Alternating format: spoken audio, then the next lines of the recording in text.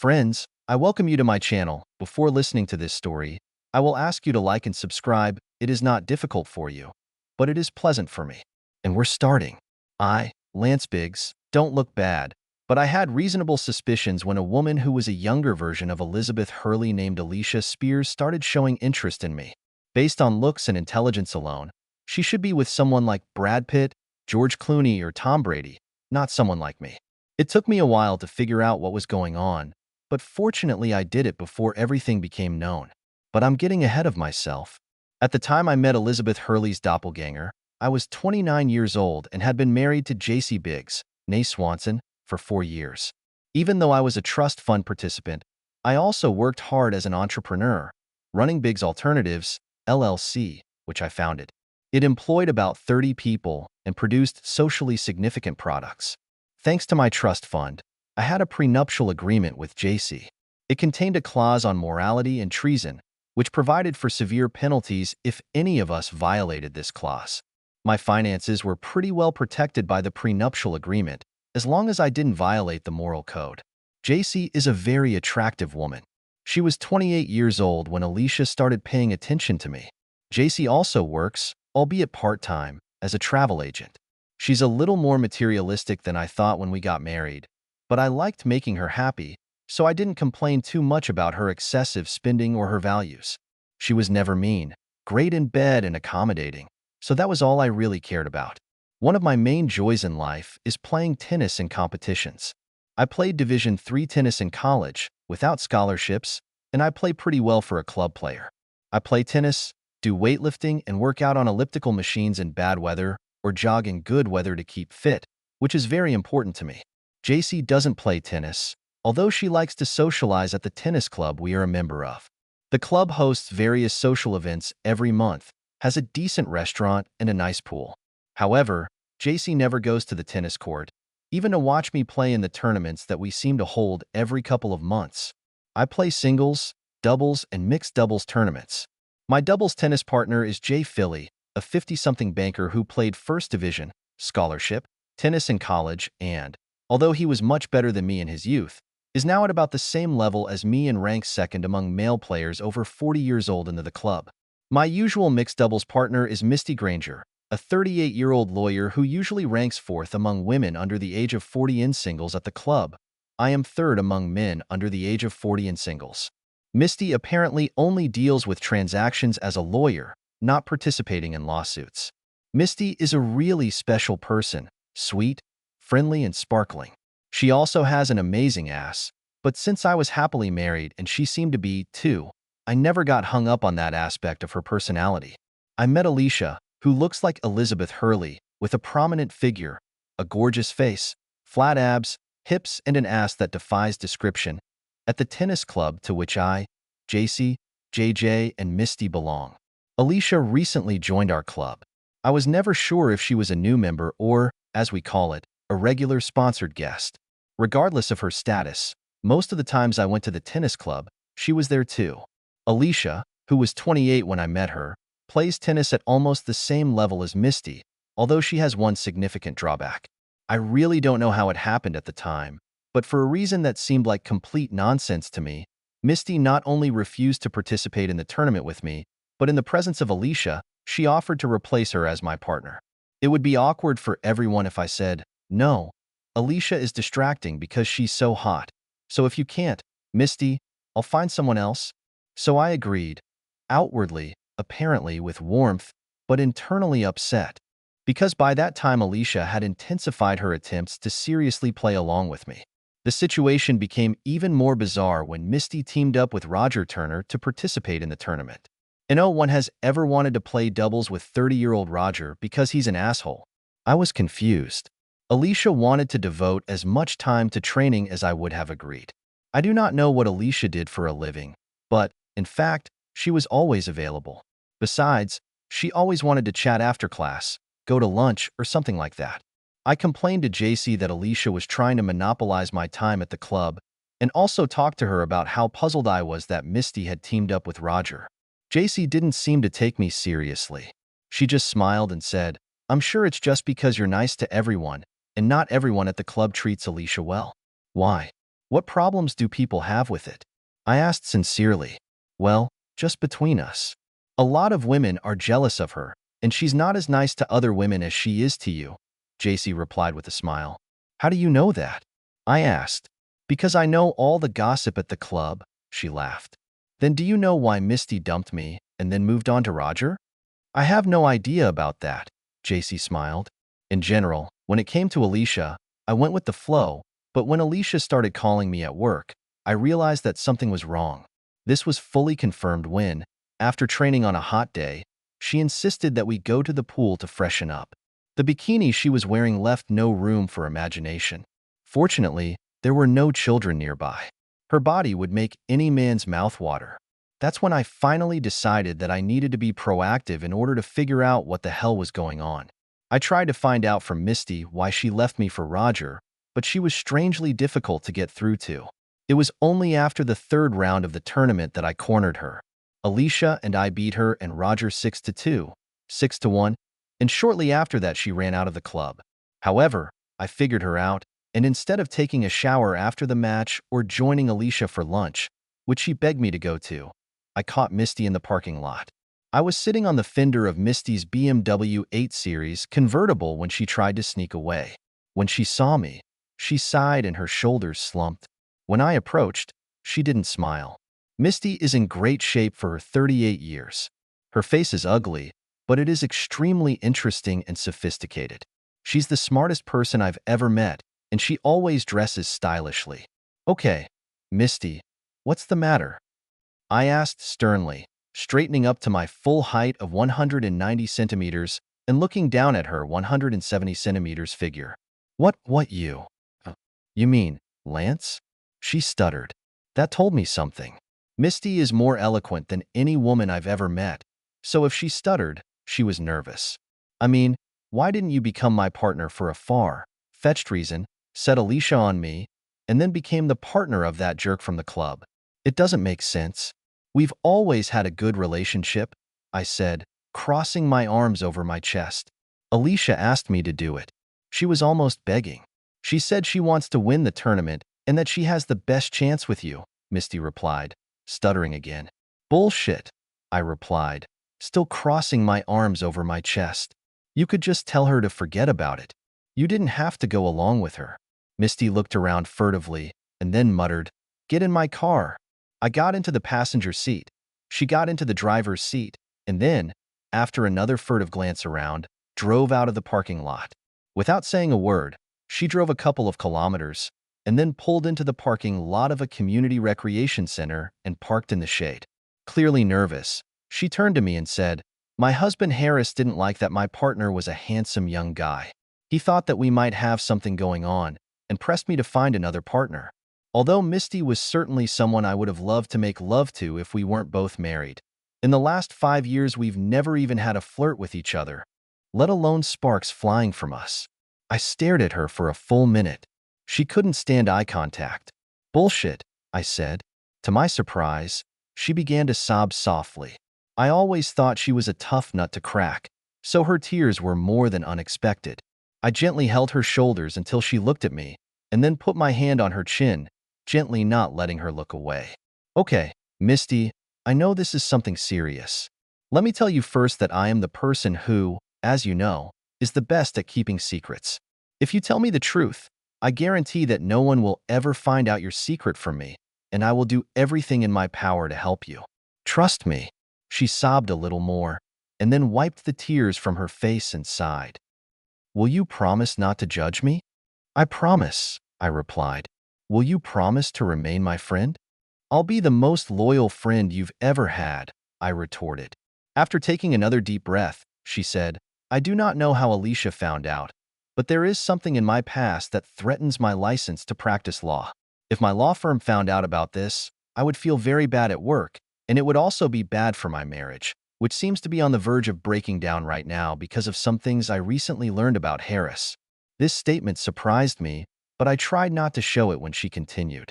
Please let me leave it at that. I didn't like what it all led to, but I didn't see any reason to upset Misty anymore, so I said, Of course I don't need the details. Misty continued, Alicia promised not to tell anyone if I turned down the role of your doubles partner and offered her as an alternative. Now I was really confused. After staring into space for a full minute, my brain started working again, and I asked, "So she's blackmailing you? Why would she do that?" "I really don't know," Misty replied, "but she seems to like you for some reason." "I don't understand that," I replied in response. "She could sleep with almost any guy she wanted. Why with me?" "I don't know," Misty said. "Some people just have feelings for other people that defy rational explanation. I mean, you're certainly a wonderful and likable guy, but—" I finished the sentence for her. "But I don't belong to her class as far as looks are concerned." "I don't know anyone who would be like that," Misty sighed. "Thanks, Misty," I smiled, kissing her on the forehead. "I'll keep your secret, and if there's anything I can do to help you, let me know. I'm not just saying this. I really mean it." "Thanks, Lance," she said, smiling for the first time that day. "Can I drop you off at the club? Just stop a couple 100 meters from the entrance, and I'll walk the rest of the way," I smiled back. She really gave me a ride. "Thanks again," I said, kissing her forehead once more. My father's philosophy has always been, if you have money, you should use it to solve problems, whether it's society's problems or your own. I rarely looked at things from this point of view, but now was the right moment to take such a position. It so happened that I hired a large private detective firm to dig into the Alicia Spears case. While the prestigious private firm I hired was conducting an in-depth investigation, which included spying on Alicia for a week and monitoring all her devices, although it was not yet outside the law, I maintained a relationship with her. First of all, this meant that we played tennis about every third day and tournament games on weekends. She was becoming very intrusive, and if I hadn't been suspicious, I wouldn't have been able to resist her. Did I mention that she was the most beautiful woman possible, at least for my taste? Since Alicia was a great entertainment for the men from the teams we competed with in mixed doubles, she was a valuable member of the team, far exceeding her tennis abilities. By the time I received the report from the law firm, we had won all 7 of our matches. The firm's lead female operative, Constance Frajo, accompanied by Sam Curtin, one of their IT specialists, presented the report to me.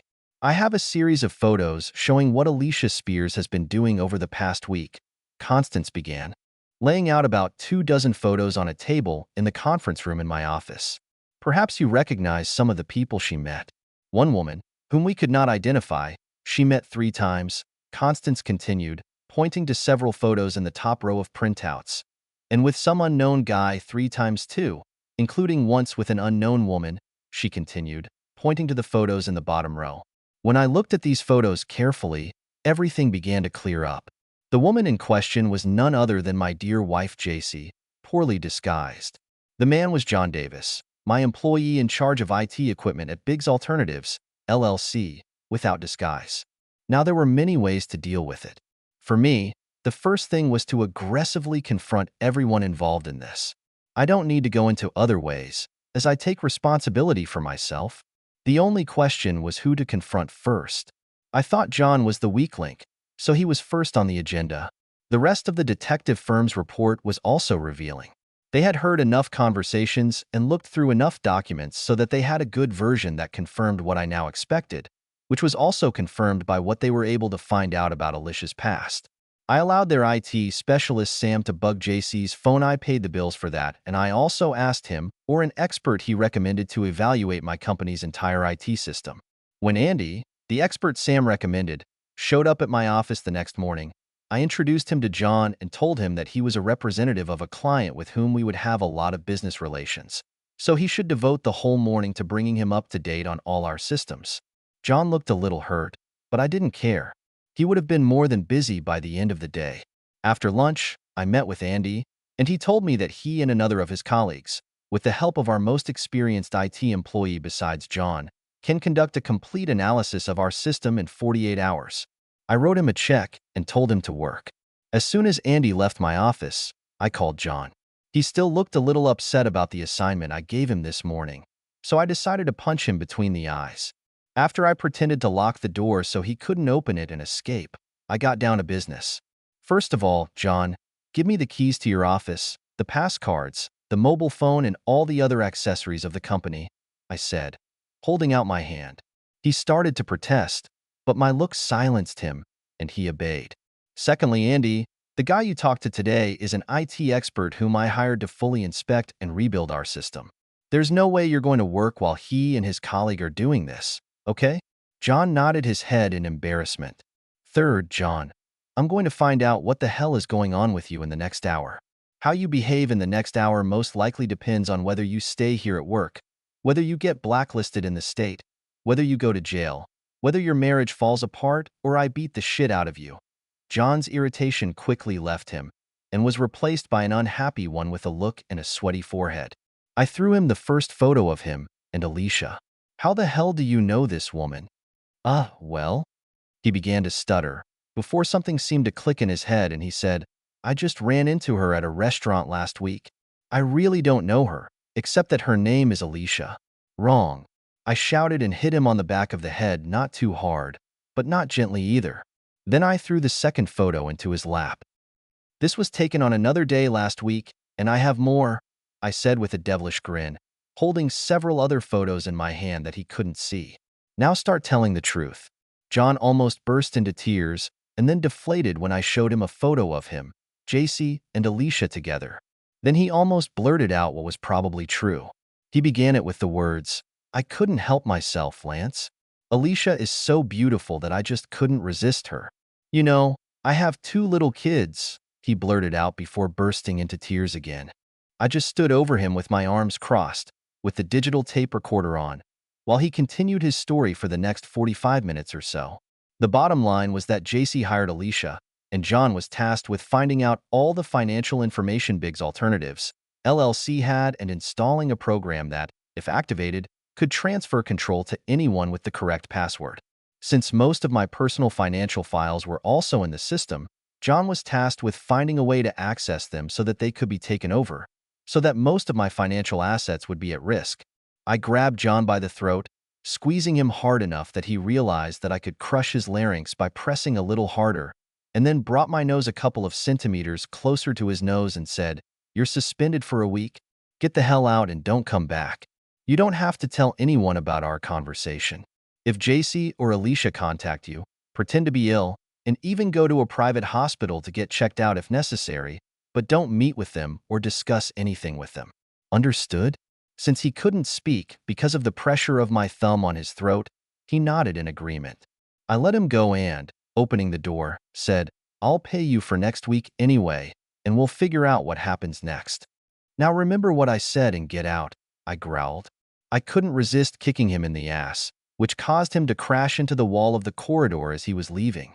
After the episode with John, I was proud of my acting skills for the next 48 hours while Andy analyzed our IT system. I played another tennis match with Alicia, which we won, and even had a little body contact with her after that. As soon as I received a report from Andy about what had been done to my company's computer system and about attempts to access my personal financial data, I hired his assistant for the next 2 weeks to do everything necessary to repair any damage and improve the reliability of the system so that only I could access important information. Now it's time for my confrontation with Alicia. On Sunday afternoon, I really cheered Alicia up for the first time since she started flirting with me. I suggested going to my cabin in the woods on Sunday afternoon, about a 45-minute drive from the tennis club. During the trip, she was in high spirits and from time to time put her hand on my hip. However, as soon as we entered the house, I handcuffed both her hands to the horizontal bar, which I used for exercises. Her attitude has changed dramatically. She tried to take it lightly by saying, I didn't realize you were such a pervert, but it was clear that she was worried. I'm not a pervert, I'm evil, I growled. Tell me exactly what JC hired you for. Alicia must be either a good actress or a sociopath, because in as serious a tone as possible, she said, JC didn't hire me to do anything. I barely know her. Really? Then why did you meet with her 3 times last week? I showed her the photos from all 3 meetings. We just happened to meet, she replied, no longer so confident in her ability to lie.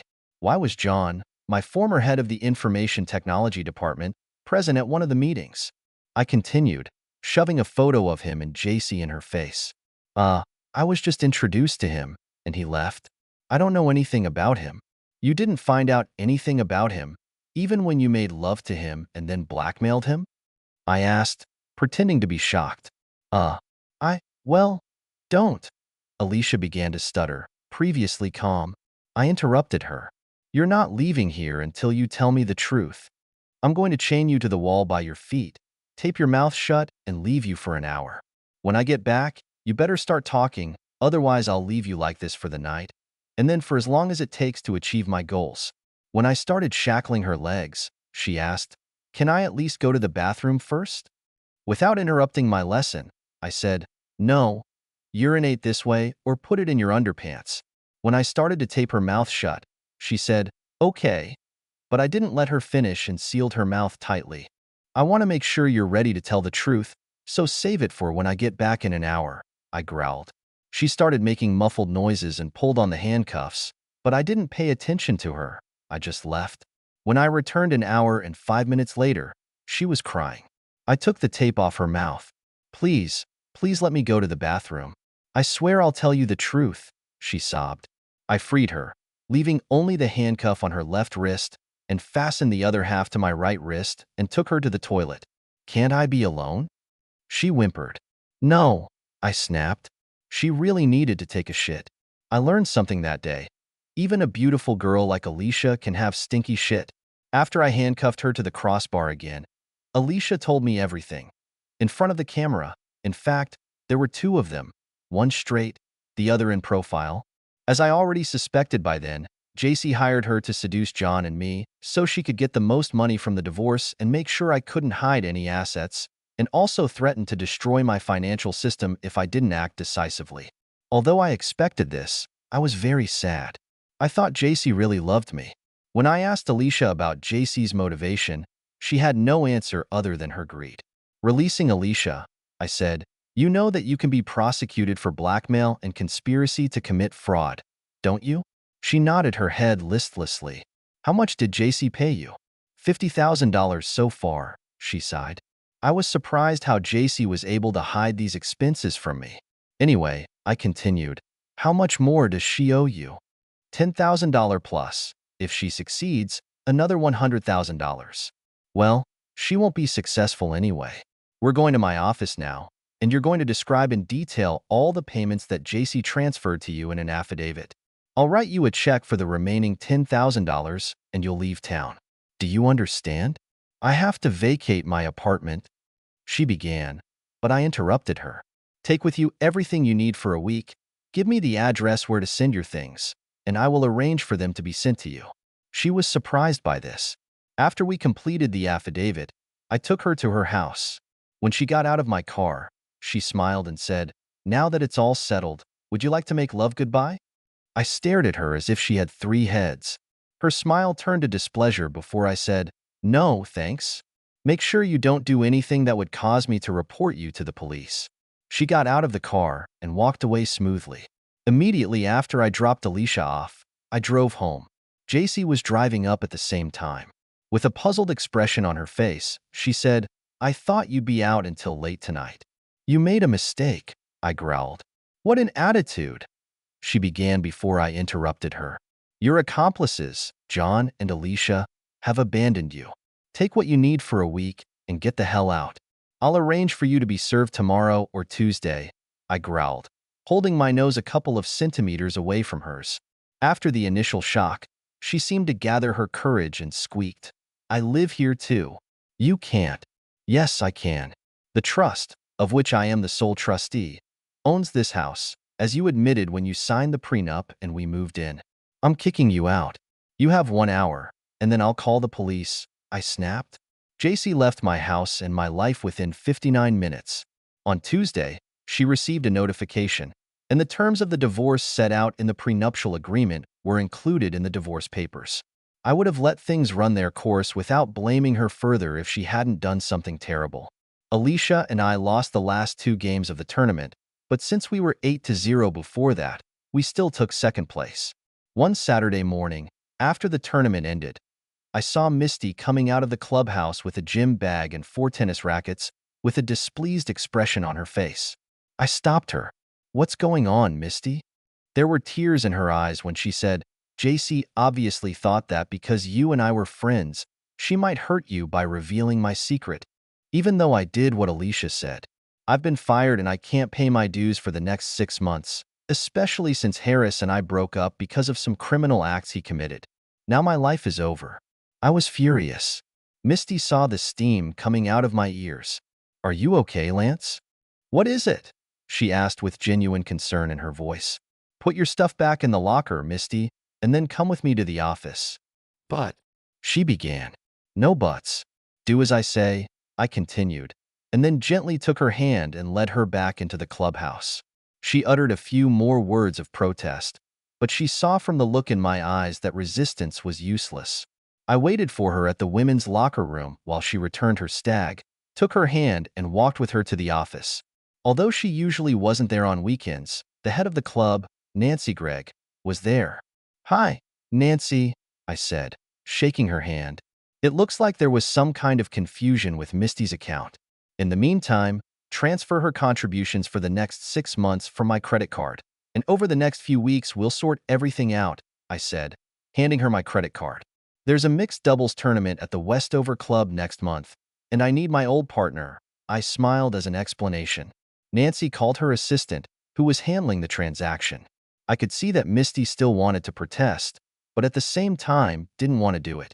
I walked Misty to her car, where she thanked me, and then buried her face in my chest and cried quietly for a couple of minutes while I stroked her head. When she came to, I opened the door for her. Can we practice tomorrow? I asked. Will it suit you at 11 o'clock? What is it? She asked. I'll sign up now. And one more thing. I really meant it the last time we talked, and I said I'd do anything to help you. These are not just words. It's a promise. She smiled. The next day we had a great workout and then a nice lunch with 3 other members of the club. I was on the warpath on Monday. I demanded to see JC the first time I saw her since I kicked her out at my lawyer's office. When she arrived there on Wednesday, I presented her and her lawyer with all the basic information I had about her collusion with John and Alicia. This is not criminal behavior, her lawyer said after reviewing the case file. Perhaps the prosecutor's office will agree with you, I retorted, but we will find out. In any case, I will file a civil lawsuit against your client and will not take prisoners. JC looked shocked. What do you want? What is it? She asked meekly. Well, since you had to be vindictive and fire Misty Granger, I want the property agreement we agreed on earlier to be renegotiated and your monetary compensation cut in half. I smirked. Now listen. JC's lawyer began, but I interrupted him. You have 2 days to make a decision. Then I go to the prosecutor's office and file a civil lawsuit. I think it's only thanks to John's testimony he should stay in my good graces if he ever wants to get another job specializing in this field that I'll get my way. Then I got up and went out. By Friday, she had agreed to my proposal. While the divorce process was going on, everything was going smoothly now. It was only a matter of time. Since all the issues were resolved, I still couldn't understand why JC did what she did. I couldn't bring myself to ask her about it because I hated being in her presence. Then something else happened that distracted me from this problem. Misty called me at night about a week after my meeting with JC. After a short conversation, she asked, Did you really mean that you would help me? I've never meant anything else in my life. I chuckled. Can I come back in 10 or 15 minutes? I'll leave the light on for you, I replied. Misty actually showed up about 15 minutes later. I hugged her and offered her a glass of wine. She agreed, and we sat down at my kitchen table. I'm so ashamed, Lance. During the divorce process, I found out that Harris had been lying about our finances for the past 2 years. In addition to some criminal activities, he lost all our money. He's gone somewhere unknown, which will at least make the divorce easier, but the bank is going to take my house away. I know you have at least 3 guest rooms. Can I stay in one of them until I find a job and get back on my feet? I had to suppress the lustful thoughts that flashed through my mind when she asked about it. I've always liked Misty, and I thought she was cute and, well, she really had an amazing ass, but I'd never considered her a suitable match before. Now everything has changed in my life. I didn't think it was fair to her that I looked at her like that when she was going through a difficult time, and I didn't want to take advantage of her, but I also couldn't refuse her desperate request. As I answered, I vowed to keep my lustful thoughts in check. Of course, Misty. I told you I'd help you, and I will. When do you want to move? Well, I have a sale this weekend, and the bank wants me to give them the house next week. Will it suit you next Monday? Of course, I said, smiling and squeezing her hand. Besides, I'm selling my expensive BMW convertible and buying a cheaper and more practical car. Can you help me? We spent the next hour in pleasant conversation. We hugged goodbye, which made me suppress my lustful thoughts again. That weekend I helped Misty with the Saturday yard sale, and on Sunday morning we played in the first round of the tournament at the Westover Club and won. On Sunday afternoon, I went with her to sell her BMW and buy a regular Honda, which earned her about $10,000, enough to pay off some other debts after she paid off her car loan. On Monday, I put everything she hadn't sold, but wanted to keep, in a small storage room. And on Wednesday, she moved into one of the guest rooms. On Saturday evening, we went out to celebrate our new place together. It was nice to have someone else living with me, because I didn't like living alone. Our pleasant stay changed dramatically when we returned home shortly before midnight. I had never seen Misty drink a lot of alcohol before, but that evening she apparently drank more than her body could properly absorb, because although she wasn't really drunk, she didn't feel pain. After making coffee, we sat down in the living room to chat. After about 5 minutes, she drained her cup and then came and sat on my lap. When she looked into my soul, or rather into my eyes, she muttered, "You know I'd be helpless if you wanted to take advantage of me. I am completely at your mercy." I almost regretted ruining her beautiful blouse and skirt when I tore them off her. Eventually, we came to our senses completely and looked into each other's eyes. "You're a damn animal," she moaned, planting a few quick kisses on my lips. "You're gorgeous," I murmured between kisses. "It's time to have some more fun," I giggled. As soon as I was completely naked, I lifted her off the couch.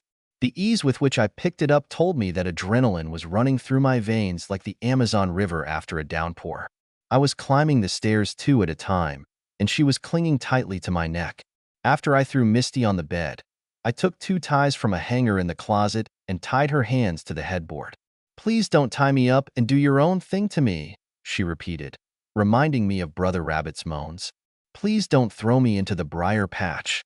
I untied Misty, and for the next hour or so we kissed, rolled around on the floor. I saw stars and exploding Roman candles. She seemed to be too. My brain must have been overflowing with endorphins, because I don't remember how we ended up in each other's arms, covered with a blanket and a sheet, but that's how we woke up the next morning.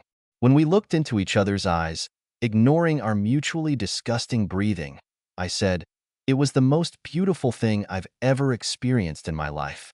Misty's eyes widened and she blurred, "Haha," before she smiled and said, "That's the nicest thing anyone's ever said to me." We kissed and decided that we really had bad breath. We brushed our teeth and went to the kitchen to have breakfast naked. While I was toasting bread and Misty was making scrambled eggs, she looked at her watch. "It's almost 10:45, and we have a match at 1 o'clock in the afternoon. We'll be useless," she scoffed. "Yes, but it was worth it," I smiled, kissing her and pinching her ass at the same time. Perhaps we would really have been in good shape for the match if we hadn't made love in the shower before leaving. It was very exhausting for both of us. We lost the first set 6-1. Although Misty still seemed sluggish, I was just starting to come to my senses, and in the second set we were leading 3-3 when she pulled my t-shirt so that my ear was next to her face. After that, all I could think about was making love to Misty, and we lost the second set 6-3 to the team we were supposed to beat 6-2. 6-2. After we shook hands with the other team, I plopped down on a bench next to the court. Misty came over and sat on my lap, wrapping her arms around my neck. "You just needed to make love in the shower, didn't you, animal?" she chuckled, and then lightly bit my nose. "I didn't notice you resisting, you evil witch," I grinned back. "I think you're right," she smiled again, gave me a quick kiss, stood up and said, "Now I need to take a nap. Take me home." "Yes, ma'am," I replied. We really took a nap. Everything went smoothly with Misty and me for the next few weeks. She no longer pretended to live in the guest room. Instead, she just moved her clothes and toiletries to the master bedroom, where JC's things used to be. For some reason, we never got to a serious conversation. We both enjoyed each other's company so much whether we were making love, walking in nature, playing tennis, or just sitting together reading a book or watching TV that neither of us seemed to want to rock the boat. It's not that I wasn't thinking about the future, and I'm sure she was too, it's just that we were afraid to talk about it out loud. Fortunately, thanks to my father's and my intervention, Misty was able to find a job as a paralegal. She complained that she wasn't paying my rent. I took it lightly, saying that her carnal services were quite enough. "You arrogant bastard," she pretended to scream, playfully punching me in the chest until I knocked her down on the bed and took her again. I'm not sure how long this would have gone on if none of you had decided to have a serious conversation when, about 6 or 7 weeks after she moved in with me, she started throwing up in the morning. The second morning after it happened, at breakfast, which I was eating and she was just picking, I playfully asked, "You're on the pill, aren't you?" "No, but I can't get pregnant." A few years ago, even before I found out that he was a gambler and a criminal, Harris and I unsuccessfully tried to have a child. We went to a specialist, and they told me that I couldn't have children. Then she started explaining the biology or physiology of the situation, but I stopped her. "You talk too much," I laughed. "Still, I think you need to go to your obstetrician gynecologist." "No, it's no use," she said, but I didn't take that as an answer. That evening, on my way home, I went to the pharmacy and bought all 3 sets of home pregnancy tests that they had. When I handed them to Misty, she blushed with embarrassment. "I told you I'm not pregnant," she said. "So you don't mind testing with these kits to prove it to me, do you?" We talked. We didn't quarrel. We had never quarreled before for a few more minutes before she agreed, just to get rid of me. 10 minutes later, she came out of the bathroom with a trembling lower lip. "I can't believe it," she muttered. I took the test devices from her. One had a very bold plus sign, the other had a very bold double line, and the third had pregnant written in bold letters. She started crying and buried her face in my shoulder. "Now you're going to kick me out. You don't want a fat old woman 9 years older than you to ruin your life," she sobbed. Within a few seconds, my mind cleared up. Weeks spent kicking the can down the road, instead of having a serious conversation with Misty, led to a decision. I started laughing. Misty pushed me away and screamed, "Why are you laughing at me?" "I'm not laughing at you," I smiled, pulled her to me and kissed her hard. Breaking the kiss, I said, "I'm laughing because I finally realized the truth. I love you, and I desperately want a child from you. And if you agree, I want to marry you." She looked at me strangely, wiped her tears, and asked, "Do you really think so?" "You can bet your perfect ass that it is," I laughed, scooping her up in my arms and spinning her around. Before her tears had dried, she was already lying on her back on the kitchen table. Since the day Misty found out she was pregnant 8 years ago, she has given birth to 4 children. Having 4 children aged 7 and under is a real challenge, but we love it. She likes being a housewife, for which I am grateful to her, and we love our life together and each other. When we have the opportunity to hire several babysitters for the children, we still play in the mix together, but no longer in tournaments. Every day, I thank my mysterious cheating ex-wife JC and her accomplice Alicia for unknowingly making me the happiest dude in the state. End.